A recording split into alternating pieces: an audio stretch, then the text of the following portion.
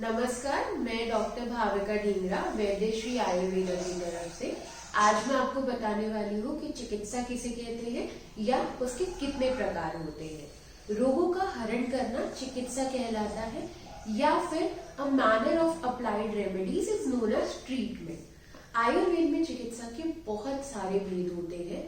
अगर हम इसको ब्रॉड टर्म में क्लासिफाई करें तो वो एकविध, द्विविध, त्रिविध, चतुर्विध, पंचविध, षड्विध, अष्टविध, दशविध, अष्टादशविध इतने टाइप के ट्रीटमेंट हो सकते हैं।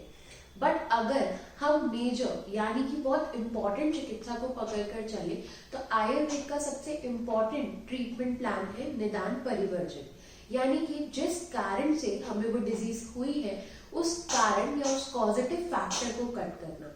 जस्ट फॉर एग्जाम्पल, अगर मुझे आइसक्रीम या ठंडा खाने से सर्दी या जुकाम हुआ है तो मैं अगले कुछ दिन जब तक मेरा जुकाम ठीक नहीं हो जाता ठंडी चीजों का सेवन या आइसक्रीम का सेवन नहीं करूंगी।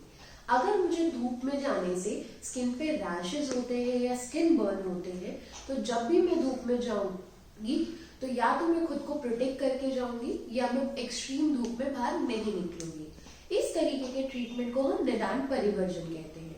इसके अलावा एक बहुत इंपॉर्टेंट कॉन्सेप्ट जो आयुर्वेदा में आता है ट्रीटमेंट को लेके वो है शोधन चिकित्सा और शमन चिकित्सा।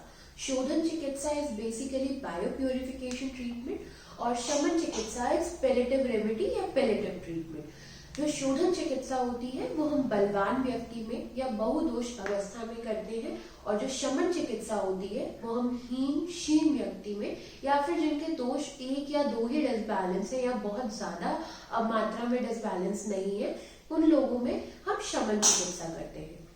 इसके अलावा आयुर्वेद में एक और टाइप ऑफ ट्रीटमेंट है जिसमें अपुनर्भाव और रोगाग्नि, यानी कि एक ट्रीटमेंट जो हम पर्टिकुलर डिजीज को ठीक करने के लिए करते हैं और दूसरा ट्रीटमेंट जो हम हेल्दी लाइफ को प्रमोट करने के लिए, यानी कि हमें फ्यूचर में किसी भी तरीके की डिजीजेस ना हो। जैसे कि जब बहुत ज्यादा एक्सट्रीम सर्दी पड़ने वाली है और हम लोगों को पता है कि दिल्ली जैसे एरिया में ठंड बहुत ज्यादा पड़ती है तो ठंड आने से कुछ दिन पहले हम बॉडी में ऑयल मसाजेस शुरू कर देते हैं ताकि हम खुद को हीट प्रोटेक्टेड कर पाए और कोल्ड से प्रिवेंट कर पाए और हम बीमार होने से बच जाए। तो इस तरीके का जो ट्रीटमेंट होता है दैट इज अपुनर्भाव, यानी कि मुझे फ्यूचर में किसी भी तरीके के डिजीजेस ना हो। लेकिन आयुर्वेद एक आदर्श चिकित्सा बताता है, यानी कि आइडियल ट्रीटमेंट।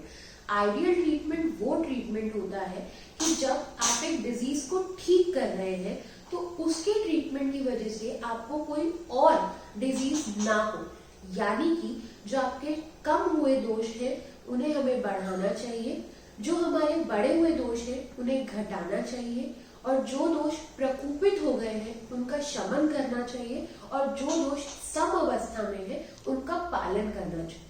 अगर हम ये 4 बेसिक स्टेप्स को बीइंग अ वैद्य फॉलो करते हैं और पेशेंट के दोषों को सही अवस्था में रखने में कामयाब होते हैं तो हम उसे एक हेल्दी लाइफस्टाइल और एक हेल्दी बॉडी दे सकते हैं। Thank you and follow us more for the more informative videos.